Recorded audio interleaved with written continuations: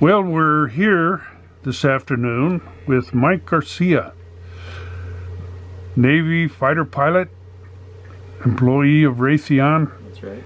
And running now for the 25th District. That's right. Which includes Acton and Aqua. So Mike has graciously consented to come and be interviewed for our weekly YouTube. And I'm going to ask him, is this the first public office that he has run for? Yes, it is, and thanks for having me, John. I appreciate it. It's great to be out here in Acton.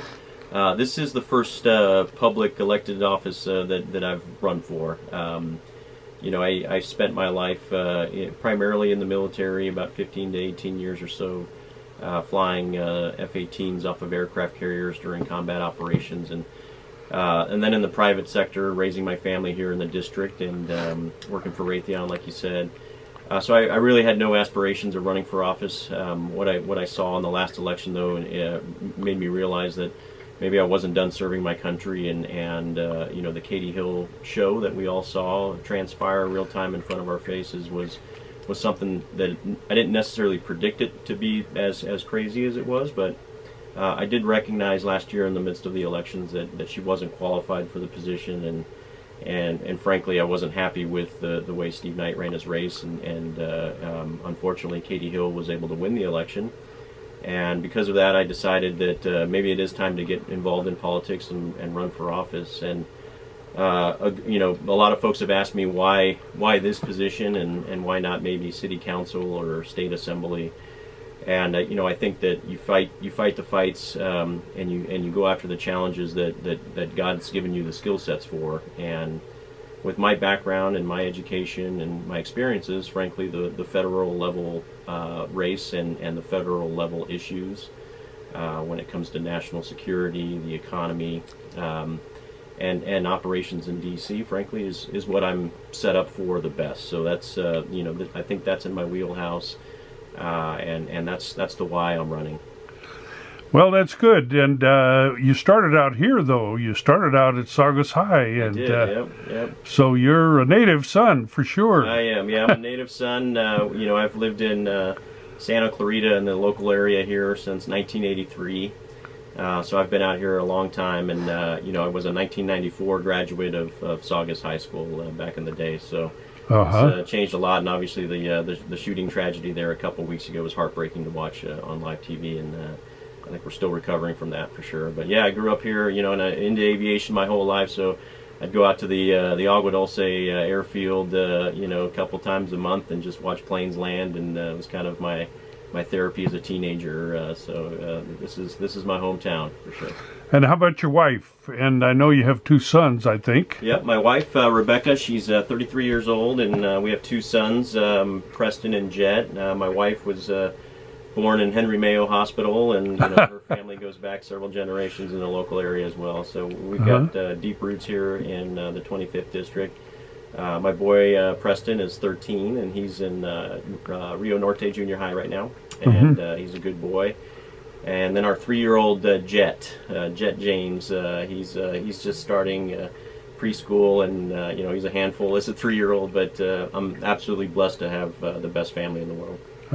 That's really good. And who now would you, at this stage of the game, estimate to be your biggest competition?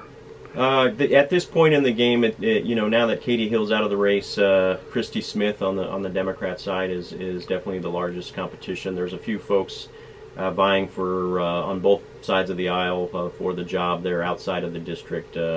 I don't think they're going to do well here in this race, but Christy Smith is probably the strongest candidate on the Democrat side. My issues with her are she's cut from the same cloth as Katie Hill, frankly, in terms of policy. She represents California, our district here up in Sacramento, and she's a big tax and spend, and frankly tax and spend and fail, and supporting initiatives like giving free health care and education to illegal immigrants versus good tax-paying Americans. So while it's a different personality, she's certainly more mature than Katie Hill. She's cut from the same cloth in terms of policies and issues, and But the Democrat Party is strong right now, and you know, this district is a 50-50 balance right now between Democrats and Republicans. So for me, you know, it's less about one party versus the other party. It's for me about conservative values. I do ascribe to conservative values, and I believe strongly that most of this district is still conservative in nature. You know, the values that we were raised with, but also the conservative economic values, and you know, making sure that the federal government's being run with responsibility and taking care of Americans first. So I believe in the end that's what the 25th district's looking for, and regardless of party, you know, we need to come together and recognize the need for our values. Yes, and long-time resident of this district, Buck McKeon, I think recommended you for the academy, and you went there. Yep, that's right. And successfully went away and earned a whole bunch of very admirable capabilities. And I'm wondering now how many votes you think you'll need to win this election here. I went back over several years and saw who won and what they had, and what's the number this year? So with the shocking thing, what you probably noticed when you looked at the numbers was there's roughly 714,000 people in the district, and the winners of these primary elections are typically landing in the mid to high 30,000s, depending on how many people are running. So my goal is to get to at least 40,000 votes in this primary. And what's interesting about this election cycle is that because Katie Hill has resigned, the March 3rd election is now not only just a primary, but it's also a special election. So the first two, or the top two vote getters in the special election will go to a runoff in May.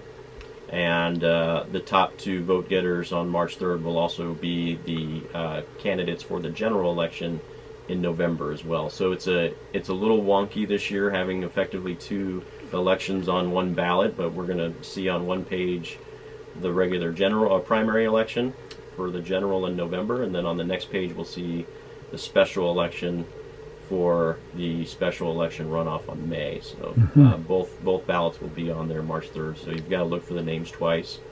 But 40,000 to me is the number that we're striving for. And for me, I don't want to come in the top two. I want to win. I want to come in first place. So that's our goal. And you know, we've got about 200 volunteers out on the streets knocking on doors, and that was something that wasn't done last year successfully. We're trying to build relationships with the community and get the word out and get the name ID up, and we've done a great job raising money, and now's the time to start spending that money and get the name brand recognition out there. So we're doing a fantastic job of it. Sure. Well, as you know, the big hot issue here in Acton, Agua Dulce has been the power cutoff that people experienced during the high winds. That's right. And then we got snow and we got rain. Yeah.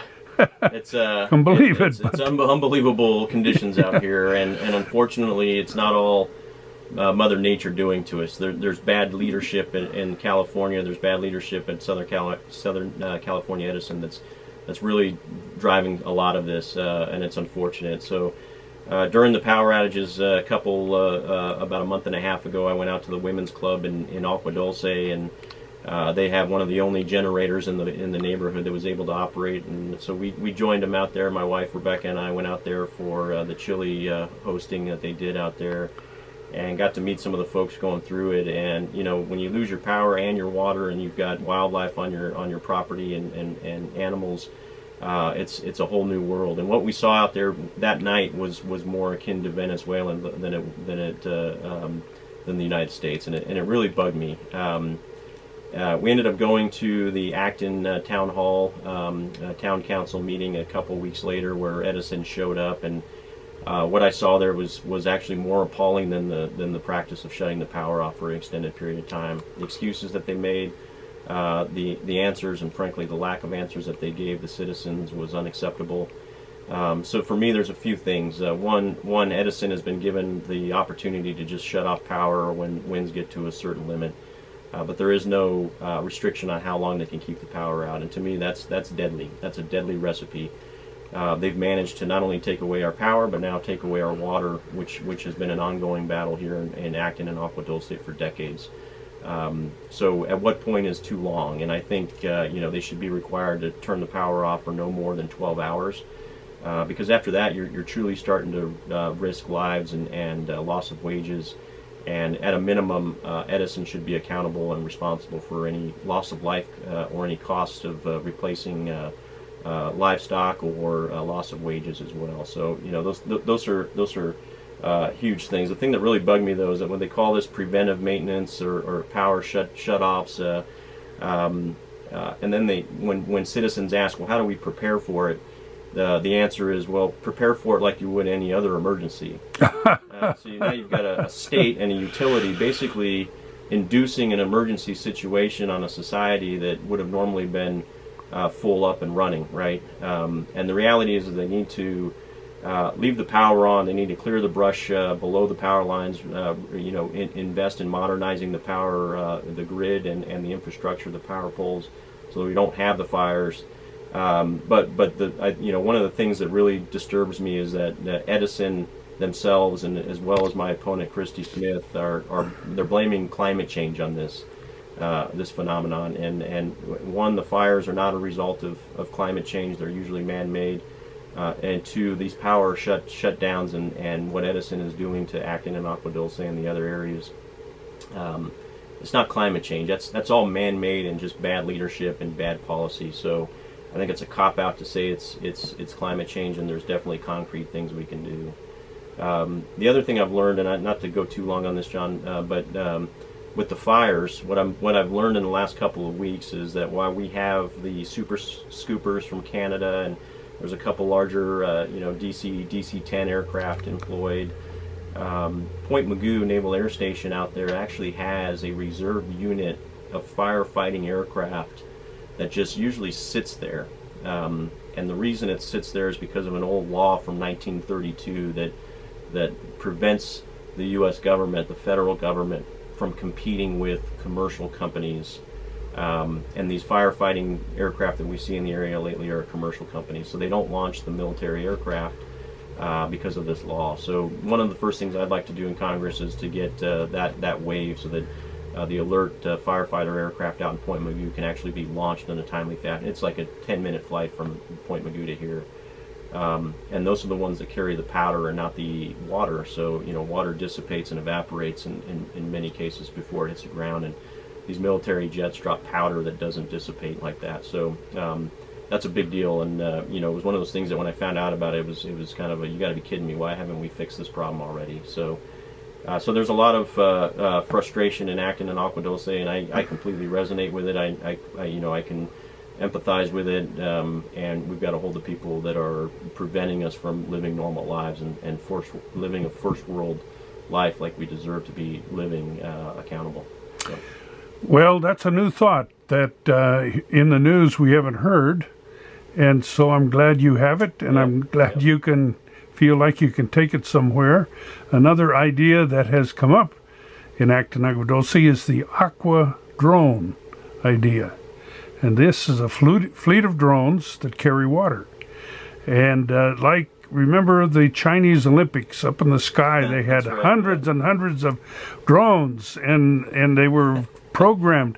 Why can't we have a fleet of drones full of water up and down the coast of California, waiting to get ahead of those fires? Because the firemen, all of them say, our biggest problem, we can't get ahead of the wind-blown flames. Right. But if we had something that could be, that's interesting. Yeah, I haven't heard that yet. I think we'd have to look at what type of drone is it and how much water can it carry. And but yeah, I've seen unmanned aerial vehicles do amazing things during peacetime and combat operations, and that's the wave of the future. So absolutely, why not look at that? And they'll be able to go places and deliver water where human beings or aircraft, normal manned aircraft maybe would not be able to get. Sure, at night even they might night, work. Yeah, Yeah, that's right. Yeah. So that's an interesting thought. I'll look into that. Yeah, that's my sweet spot there, aviation. So.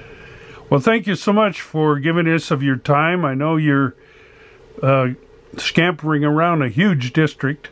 Yep. But it's good that you know something about it from the start. And thanks very much for going on YouTube and being in our publications. Yeah, and best absolutely. wishes. Thank you, John. I appreciate it. And good luck to all the folks, and Merry Christmas out in Acton and Aqua Drones. Appreciate it. Thank you. Thank you.